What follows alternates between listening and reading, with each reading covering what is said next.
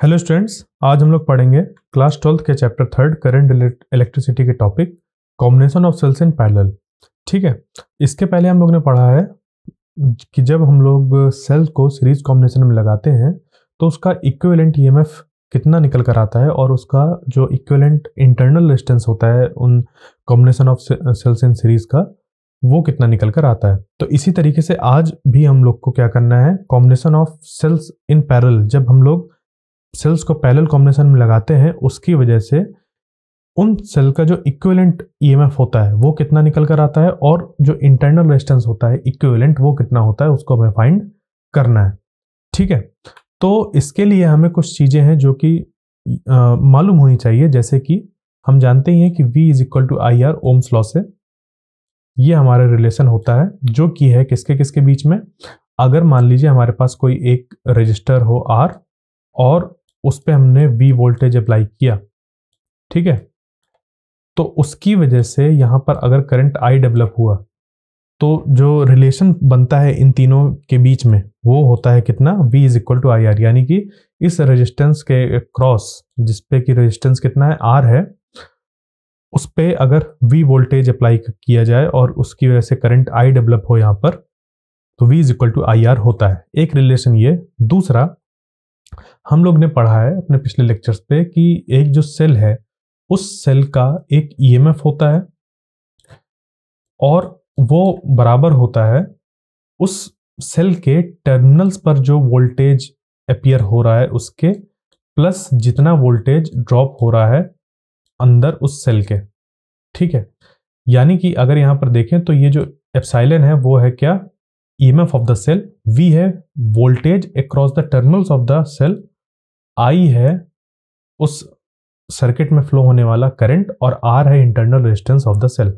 यानी कि अगर हमारे पास कोई एक सेल है और उसको हम लोग ने एक ऐसे एक सर्किट में लगा रखा है जिसपे कि ये इंटरनल रेजिस्टेंस है, ये एक्सटर्नल रेजिस्टेंस है R और इसका इंटरनल रेजिस्टेंस जो है वो अगर स्मॉल r है, ठीक है, और इस सर्किट में करंट I फ्लो कर रहा है, तो ये जो बैटरी है जब इस बैटरी में कोई करंट फ्लो ना हो रहा होता, यानी कि यहां पर जैसे ये ओपन सर्किट होता है ऐसे, तो यहां पर कोई करंट फ्लो नहीं होता, उस केस में ये बैटरी जो मैक्सिमम पोटेंशियल डिफरेंस शो करती वो कहलाता है उसका ईएमएफ।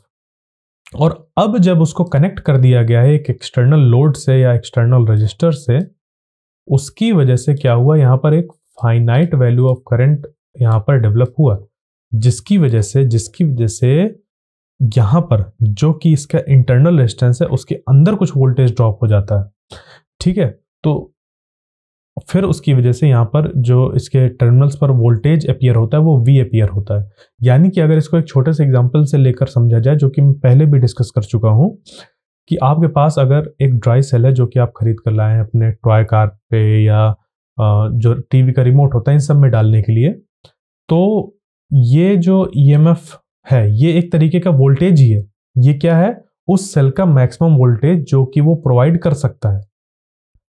तो वो जो वोल्टेज लिखा रहता है उस सेल पे जो कि जैसे कि कहते हैं ना 1.5 वोल्ट्स, तो 1.5 वोल्ट जो लिखा रहता है उस सेल पर वो है उसका ईएमएफ।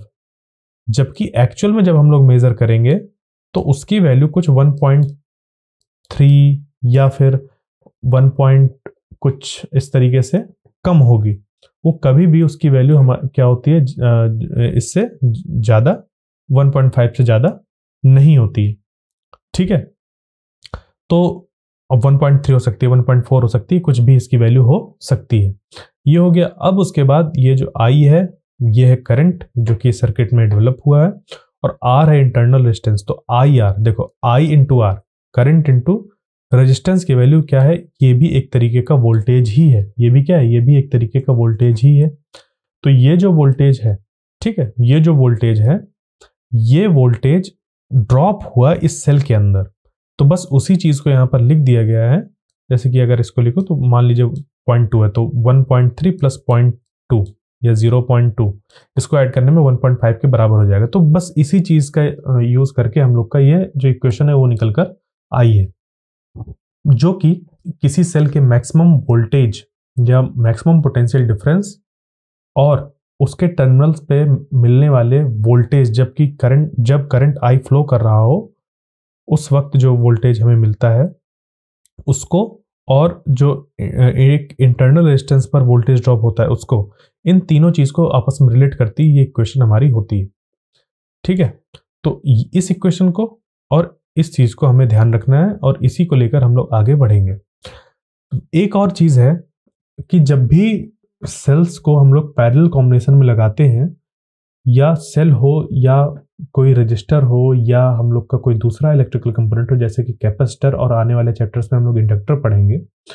ठीक है, तो इन सब को कभी भी हम लोग जब पैरेलल कॉम्बिनेशन में लगाते हैं तो सबसे पहली बात आती है कि हमको पैरेलल कॉम्बिनेशन कहेंगे किसको। तो जैसे देख रहे हैं हम लोग यहाँ पर कि ये जैसे सेल है, ये एक सेल है, इस सेल के पॉजिटिव टर्मिनल को इस सेल के पॉजिटिव टर्मिनल से कनेक्ट कर दिया और इसके नेगेटिव टर्मिनल को इसके नेगेटिव टर्मिनल से कनेक्ट कर दिया।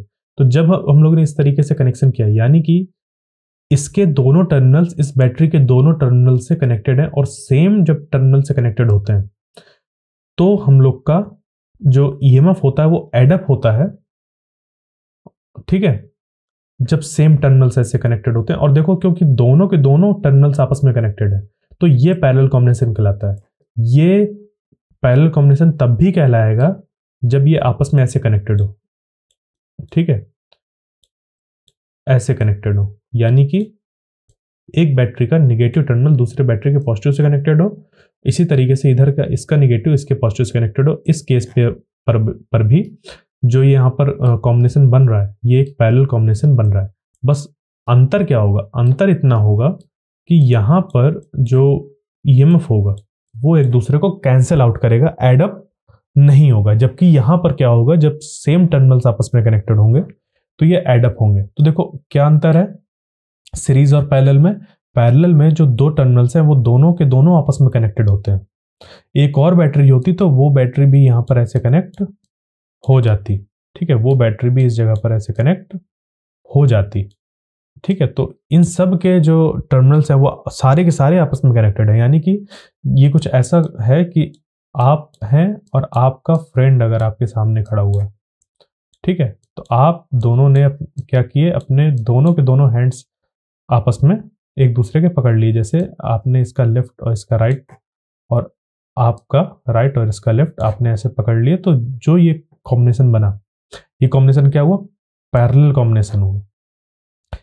ठीक है, तो सेम यहां पर भी कॉम्बिनेशन होता है। तो अभी हम लोग को जो पढ़ना है वो कौन सा पढ़ना है कि सेल्स इन पैरेलल कॉम्बिनेशन है, और साथ ही में जो डेरिवेशन करना है वो हम लोग को इस तरीके के कॉन्फ़िगरेशन में करना है जब एक सेल का पॉजिटिव टर्मिनल दूसरे सेल के पॉजिटिव से कनेक्टेड हो और पहले वाले का नेगेटिव टर्मिनल दूसरे के नेगेटिव टर्मिनल से कनेक्टेड हो।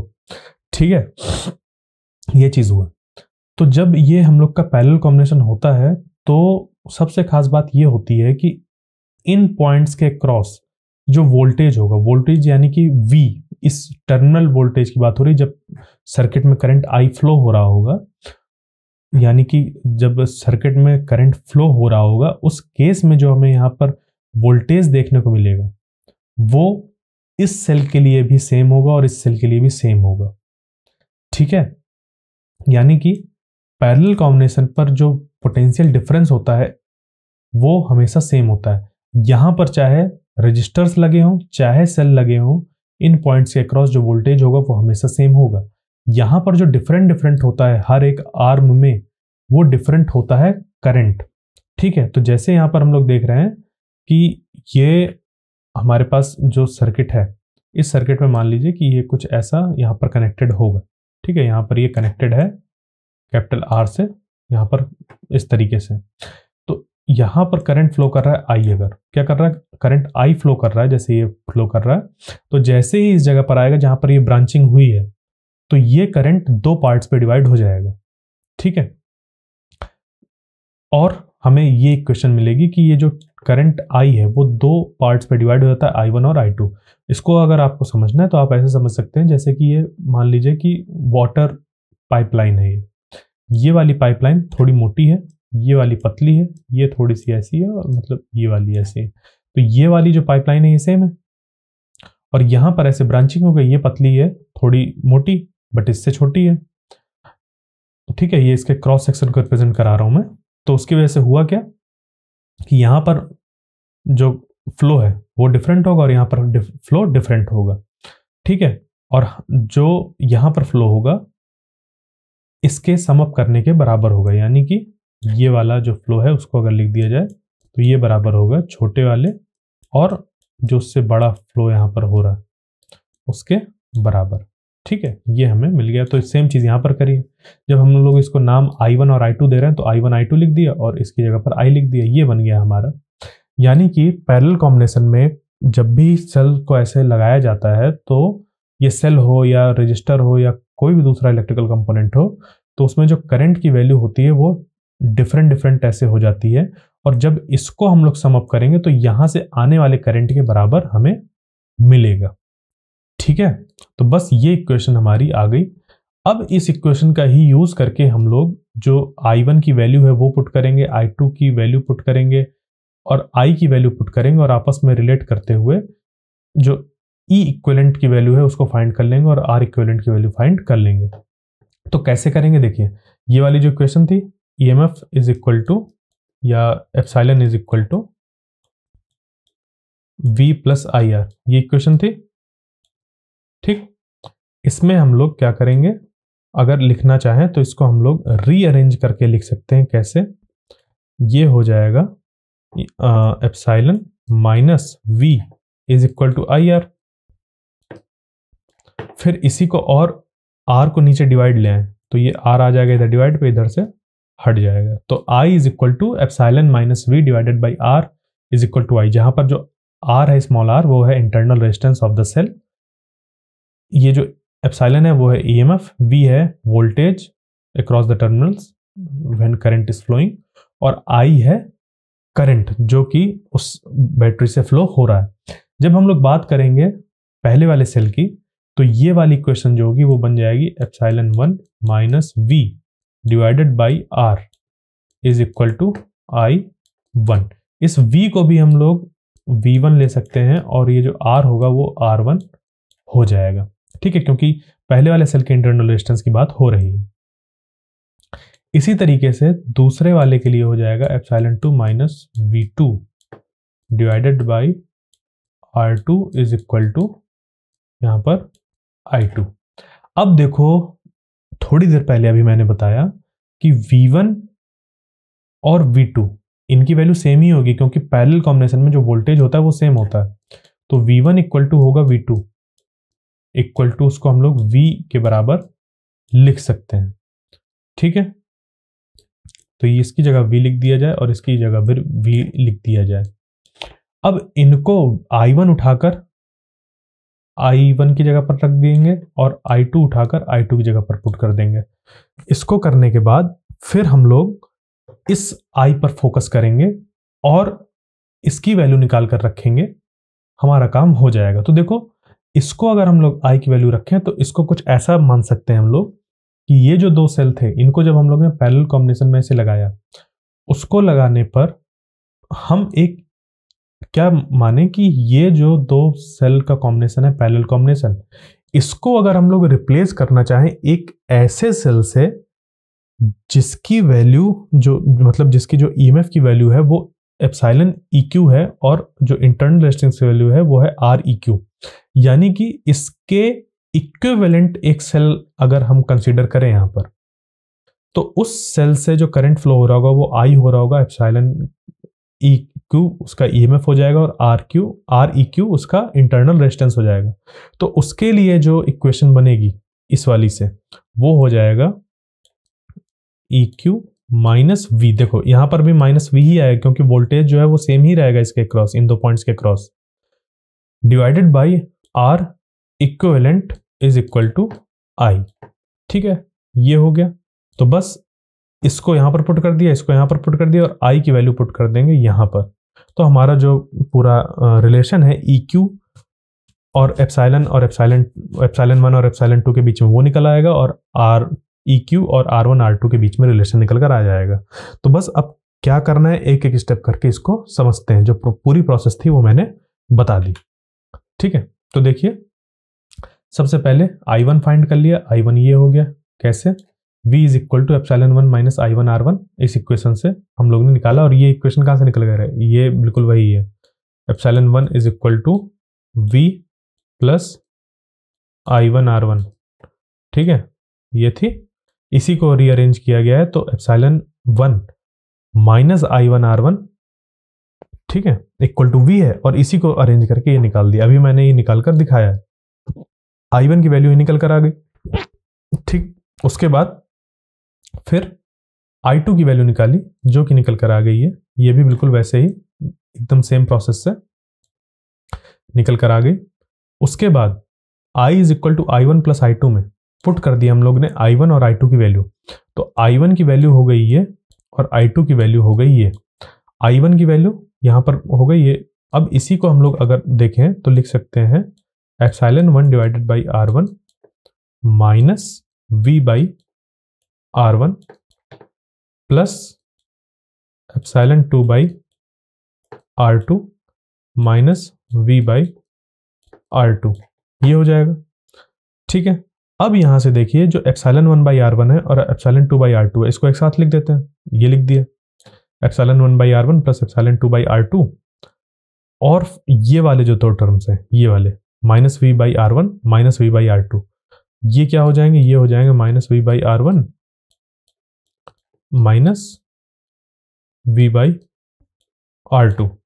यहां से अगर हम लोग माइनस v कॉमन ले लें, क्या कर लें, माइनस v कॉमन ले लें तो ये हो जाएगा माइनस v, और यहां पर आ जाएगा 1 बाई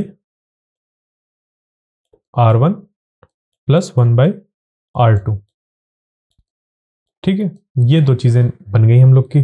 तो यहां पर ये क्या हो गया, इसकी जगह पर इधर minus v by R1 minus v by R2 की जगह पर ये माइनस हम लोग का v ब्रैकेट में 1 by R1 plus 1 by R2 लिख गया, और epsilon 1 by R1 plus epsilon 2 by R2 ये इधर लिखा हुआ है। ठीक है, इतना हम लोग ने कर लिया, इस स्टेप तक हम लोग पहुंच गए। कहां से चले, यहां से चले, I1 I2 की वैल्यू रखी, रीअरेंज किया और यहां तक पहुंच गए। उसके बाद देखो एलसीएम लेंगे और इसको सॉल्व करके निकालेंगे। तो जब इसको हम लोग सॉल्व करेंगे तो इसका एलसीएम लेंगे तो R1 R2 आ जाएगा, लिख दिया R1 R2। फिर इससे इसको डिवाइड कर देंगे तो बचेगा R2, और R2 को ले जाएंगे इस पर मल्टीप्लाई करा देंगे तो हो जाएगा एप्सिलॉन 1 R2 प्लस, फिर यहां से हम लोग R2 से डिवाइड कर देंगे, R2 को बचेगा R1, R1 जाएगा इस पर मल्टीप्लाई में तो हो जाएगा एप्सिलॉन 2 R1। क्लियर, यहां तक हो गया। तो ये इक्वेशन हमारी बन गई इधर। उसके बाद फिर हम लोग इसको सॉल्व करेंगे तो ये भी बिल्कुल वैसा ही, R1 R2 एलसीएम आ गया, R1 से R1 cancel, R2 into 1 R2 आ गया, प्लस R2 से R2 कैंसिल, R1 इंटू 1 हो गया R1।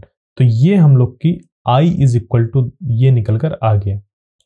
क्लियर, उसके बाद यहां से फिर हम लोग क्या करेंगे, कंपैरिजन करेंगे। तो कंपैरिजन करने के पहले थोड़ा सा हम इसको रीअरेंज करेंगे इस पूरी इक्वेशन को, और ये कुछ इस तरीके से इसको बना देंगे। इस स्टेप तक पहुंच गए ना, अब इसके आगे क्या प्रोसेस है वो मैं बताता हूं। तो यहां पर ये जो पूरा का पूरा है इसको ले जाएंगे इस तरफ। कैसे, देखो इसको हम लोग सबसे पहले कॉमन लेंगे, तो जब कॉमन लेंगे तो ये हो जाएगा कुछ ऐसा, I is equal to R2 plus R1 divided by R1 R2। जब इसको कॉमन लिया तो ये वाले यहां पर देखो R1 R2 तो बाहर आ जाएगा, बट R2 प्लस R1 तो यहां पर टर्म है ही नहीं। इसके लिए हम लोग को इसके साथ R2 प्लस R1 का मल्टीप्लाई और डिवाइड करना पड़ेगा, यानी कि ये कुछ ऐसा बन जाएगा epsilon 1 R2 plus epsilon 2 R1 divided by R2 plus R1, और यहां पर बचेगा माइनस v। ठीक है, ये चीज बचेगी यहां पर। क्लियर, अब देखिए इसको, इस चीज को अगर आप अंदर मल्टीप्लाई करें तो R2 प्लस R1 से जो ये नीचे वाला R2 प्लस R1 है ये कैंसिल आउट हो जाएगा। ठीक है, और R1 R2 नीचे मल्टीप्लाई पे बन जाएगा, ये इससे कैंसिल आउट होगा और ये इधर मल्टीप्लाई में, और ये पूरा का पूरा टर्म इधर मल्टीप्लाई में होके यही इक्वेशन बन जाएगी। यानी कि हम लोग ने इस चीज को कॉमन कर लिया बाहर। अब उसके बाद ये ऊपर मल्टीप्लाई में चला जाएगा और ऊपर वाला टर्म नीचे डिवाइड में आ जाएगा, तो ये कुछ बन जाएगा ऐसा, I into R1 R2 divided by R2 plus R1। ठीक, यहां से इधर इक्वल, और ये बन जाएगा epsilon 1 R2 plus R1 plus epsilon 2 R1। ठीक है, ये बन गया। क्लियर यहां तक, इस तरीके से। ठीक है, ये बन गया। यहां पर ये इधर -v भी साथ में आ जाएगा। ये बस इसी चीज को हम लोग अब क्या करेंगे, v जो है वो इधर आ जाएगा और ये वाला जो पूरा टर्म है वो इस तरफ आ जाएगा माइनस में। ये पूरा टर्म जो प्लस में है ये इधर माइनस में आ जाएगा और -v चला जाएगा इस तरफ प्लस में। तो हम लोग का ये बन जाएगा v is equal to epsilon 1 R2 plus epsilon 2 R1 divided by R1 plus R2 minus I into R1 R2 divided by R1 plus R2। Clear, ये इक्वेशन बनी। और इसके बाद अब हम लोग ये जो एक इक्विवेलेंट हम लोग का सेल था इस कॉम्बिनेशन के लिए, उसके लिए जब इक्वेशन लिखेंगे तो वो इक्वेशन हो जाएगी ये, और इसी को हम लोग बराबर लिख सकते हैं v के। ठीक है, क्योंकि इन पॉइंट के अक्रॉस भी वोल्टेज v ही होगा। क्लियर, तो v इज इक्वल टू हो गया E equivalent minus I R equivalent. अब देखो इस इक्वेशन को कंपेयर करो जब इसके साथ, तो v देखो v हो गया इक्वल टू E इक्विवेलेंट, यानी कि इसकी जगह पर लिखा हुआ है ये, और इसकी जगह पर R E Q की जगह पर लिखा हुआ है R1 R2 divide by R1 plus R2। ठीक है, इस तरीके से जब हम लोग इसको कंपेयर करेंगे तो E इक्विवेलेंट की वैल्यू निकल कर आ जाएगी ये, और R इक्विवेलेंट की वैल्यू निकल कर आ जाएगी ये। अब देखो, क्योंकि ये सिर्फ 2 सेल्स के लिए था, हमें अगर इसी डिस्कशन को एक जनरलाइज फॉर्म में लाना हो, यानी कि अप टू n सेल्स के कॉम्बिनेशन के लिए हमें निकालना हो, तो उसके लिए एक छोटा सा स्टेप बीच में करना पड़ेगा, और वो ये होगा कि E इक्विवेलेंट को डिवाइड कर देंगे R इक्विवेलेंट से। तो जब ऐसा करेंगे तो ये बन जाएगा ऐसा, E equivalent divided by R equivalent is equal to, ये E इक्विवेलेंट है डिवाइडेड बाई R इक्विवेलेंट, तो ये वाला टर्म इससे कैंसिल आउट हो जाएगा और बन जाएगा E equivalent divided by R equivalent is equal to epsilon 1 R2 plus epsilon 2 R1 divided by R1 R2। ठीक है, ये हो गया। फिर अब देखिए यहां से अगर हम लोग देखें तो ये बन जाएगा epsilon 1 R2 divided by R1 R2 plus epsilon 2 R1 divided by R1 R2। ठीक है, ये हो गया। तो R2 से R2 कैंसिल और R1 से R1 कैंसिल, बचा epsilon 1 divided by R1 epsilon 2 divided by R2, यानी कि ये इक्वेशन हमारी निकल कर आ गई। अब ये सिर्फ थी किसके लिए, 2 सेल्स के लिए। इसी को हम लोग कंटिन्यू कर सकते हैं अप टू n सेल्स इस तरीके से। E equivalent divided by R equivalent epsilon 1 upon R1 plus epsilon 2 upon R2 plus epsilon 3 upon R3 dot dot dot epsilon n upon Rn। ठीक है, एक इक्वेशन हमारी ये हो गई। और देखिए, अगर मान लीजिए कि आपके पास कुछ ऐसे सेल्स हैं लगे हुए हैं, ठीक है, ऐसे सेल्स आपके पास ऐसे कॉम्बिनेशन में लगे हुए हैं। ठीक है, अब इन सेल्स के अंदर मौजूद है एक रेजिस्टेंस, जिसको कि हम लोग internal resistance of the cell कहते हैं। वो जो इंटरनल रेजिस्टेंस है वो भी तो पैरेलल कॉम्बिनेशन में ही लगे हैं, यानी कि अगर बात की जाए तो यहाँ पर इनके अंदर एक इंटरनल रेजिस्टेंस ऐसे लगा हुआ है। ठीक है, तो सेल को अगर भूल जाए तो एक इंटरनल रेजिस्टेंस तो मौजूद है ना यहाँ पर। तो वो इंटरनल रेजिस्टेंस क्या है, पैरेलल कॉम्बिनेशन में। और हम लोग 10th क्लास में पढ़कर आए हैं, जब रेजिस्टर्स पैरेलल कॉम्बिनेशन में होते हैं तो उनका जो इक्विवेलेंट रेजिस्टेंस होता है इस फॉर्मूले से निकालते हैं। तो हम लोग क्या कर सकते हैं, इस फॉर्मूले का यूज करके R इक्विवेलेंट की वैल्यू फाइंड कर सकते हैं, हाँ या ना। बिल्कुल। अब क्योंकि हमें ये जो इंडिविजुअल सेल्स हैं इनका ईएमएफ पता होगा और इंडिविजुअल सेल्स का जो इंटरनल रेजिस्टेंस है वो पता होगा, तो इस इक्वेशन में हम लोग पुट कर देंगे। मान लीजिए यहाँ पर 3 लगे हुए हैं, 3 सेल्स लगे हुए हैं, तो पहले वाले का ईएमएफ E1, दूसरे का E2, तीसरे का E3। देखो एप्सिलॉन 1 और E1 मैं इंटरचेंजेबली यूज कर रहा हूँ, मतलब कभी इसको E1 बोल रहा हूँ, कभी एप्सिलॉन 1 बोल रहा हूँ, सेम चीज है। ठीक है, हमें पता होना चाहिए कि हम किसकी बात कर रहे हैं। जैसे मैं पहले भी कह चुका हूँ, सिंबल्स क्या रिप्रेजेंट कर रहे हैं वो पता होना चाहिए। तो ये रिप्रेजेंट कर रहा है ईएमएफ को, तो यहां पर क्या हो गया, epsilon 1, epsilon 2, epsilon 3, epsilon 1 divided by R1, क्योंकि हमें यहाँ पर इंटरनल रेजिस्टेंस R1 पता है, इसका R2 और इसका R3, तो epsilon 1 divided by R1 plus epsilon 2 divided by R2, epsilon 3 divided by R3, ये लिख देंगे।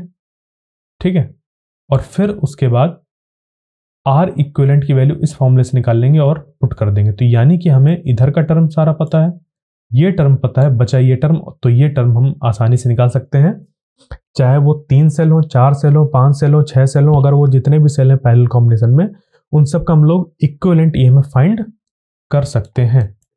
ठीक है, तो इस तरीके से हमारा ये जो वैल्यू है वो निकल कर आती है इक्विवेलेंट ईएमएफ के लिए n सेल्स जब पैरेलल कॉम्बिनेशन में लगे हों। ठीक है, इसी पे बेस्ड एक हम लोग एग्जाम्पल प्रॉब्लम करते हैं। देखिए, 3 batteries of internal resistance 5 ohm, 5 ohm and 10 ohm. 3 batteries हैं जिनका इंटरनल रेजिस्टेंस दिया हुआ है 5 ओम, 5 ओम और 10 ohm. Each of 10 volts are connected in parallel. देखो 10 वोल्ट्स दिया हुआ है, इसका ईएमएफ क्या दिया हुआ है, ईएमएफ दिया हुआ है, तो E1 is equal to E2, यानी कि एप्सिलॉन 1 is equal to epsilon 2 is equal to epsilon 3 is equal to 10 volts दिया हुआ है, ईएमएफ दिया हुआ है। ठीक है, find the equivalent resistance and EMF for the system.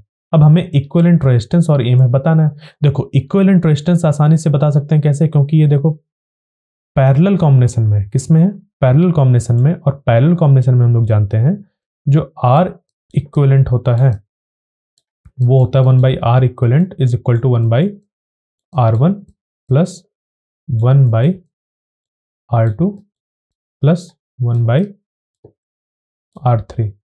ठीक है, ये चीज होती है। ठीक है, यहां से तो इस फॉर्मूले का यूज करके हम लोग इंटरनल रेजिस्टेंस की जो इक्विवेलेंट वैल्यू है वो निकाल लेंगे। और फिर यहां पर देखो, सबसे इस एग्जांपल को यहां पर रखने का मतलब ये था कि जब हम लोग को ईएमएफ सेम दिया होता है, जब हम लोग को ईएमएफ की वैल्यू क्या दी रहती है, सेम दी रहती है, तो यहां पर जो इक्विवेलेंट वैल्यू होती है ईएमएफ की वो भी इसी के बराबर ही होती है। ये हमें कॉन्सेप्ट पता होना चाहिए, जिससे कि हम लोग क्वेश्चन को आसानी से और जल्दी सॉल्व कर सकते हैं। ठीक है, तो इसका जो सॉल्यूशन होगा वो कुछ ऐसा हो जाएगा कि पहले वाले की वैल्यू ये, दूसरे की ये, तीसरे की ये, तो जो इक्विवेलेंट की फॉर्म रेजिस्टेंस की जो वैल्यू निकलेगी वो ऐसे निकलेगी इस फॉर्मूले से। इसमें हम लोग ने पुट कर दिया 1 by R is equal to 1 by 5 plus 1 by 5 plus 1 by 10। ठीक है, तो इसको जब सॉल्व करेंगे तो एलसीएम आ जाएगा 10, ये एलसीएम आ गया 10, तो 5 से डिवाइड करेंगे तो 2 ऊपर आ गया 2 प्लस 5 से डिवाइड करेंगे 2, 2 पे 1 पे मल्टीप्लाई तो 2, फिर उसके बाद यहाँ पर 10 से डिवाइड करेंगे तो 1 और ये। ठीक है, इसको सॉल्व करते हुए हम लोग को 1 बाई R की वैल्यू 5 बाई 10 मिल जाएगी, यानी कि R की वैल्यू 2 ओम निकल कर आ जाएगी। ठीक है, 2 ओम्स निकल कर आ गई। उसके बाद यहां से अब जैसे मैंने बताया कि जब आइडेंटिकल बैटरीज होती हैं, ठीक है, आइडेंटिकल बैटरीज यानी कि ईएमएफ जब उनका सेम होता है, ठीक है, जब हम लोग ईएमएफ सेम लेकर चलते हैं, उस केस में जो ईएमएफ की वैल्यू होती है वो हमारी सेम निकल कर आती है, सेम इक्विवेलेंट वैल्यू निकल कर आती है। ठीक है, तो इस तरीके से हम लोग का ये एग्जाम्पल प्रॉब्लम था। तो आई होप आपको आज का जो सेशन था वो समझ पे आया होगा सेल्स इन पैरेलल कॉम्बिनेशन का। अब जो अगला लेक्चर होगा उसमें हम लोग किरचॉफ्स लॉ के बारे में पढ़ेंगे। 2 लॉ होते हैं, एक केवीएल होता है और एक केसीएल, तो दोनों के बारे में हम लोग अगले लेक्चर में पढ़ेंगे। तब तक के लिए थैंक यू।